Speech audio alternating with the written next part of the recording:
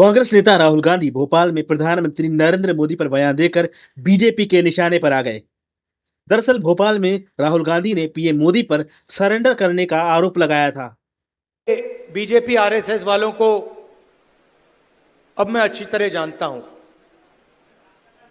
इन पर थोड़ा सा दबाव डालो, थोड़ा सा धक्का मारो, डर के भाग जाते हैं ये लोग।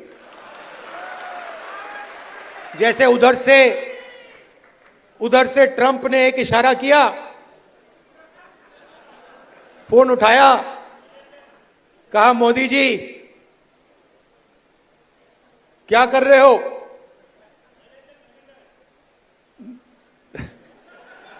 नरेंद्र सरेंडर,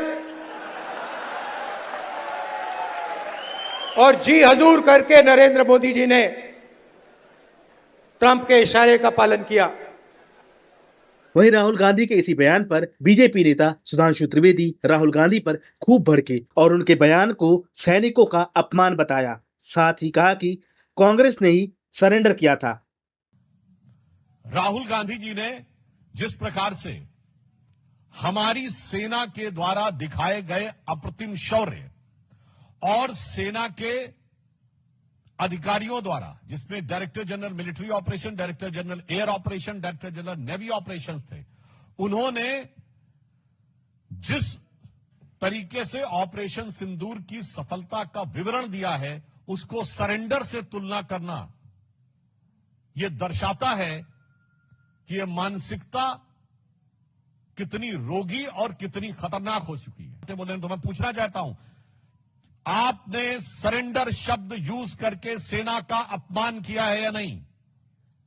क्योंकि सीधे सीधे जब आपने सेना के बयान को सरेंडर से तुलना किया है, इसका मतलब भारत और भारत की सेना का सर झुकाने का वो काम और इसके लिए वो शब्द जो पाकिस्तान की सेना, पाकिस्तान के आतंकवादी संगठन और यूएन सिक्योरिटी काउंसिल के द्वारा डिजिग्नेटेड आतंकवादी जैसे मौलाना मसूद अजहर और हाफिज सईद भी नहीं बन कर पाए हैं, तो आप क्यों उनके मुहाफिज बनने की कोशिश कर रहे हैं?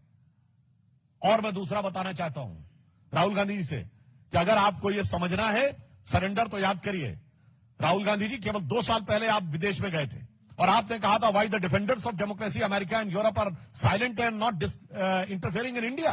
यह था सरेंडर। 15 जुलाई 2011 को आपने कहा it's impossible to totally control terrorism. यह था आतंक के आगे सरेंडर।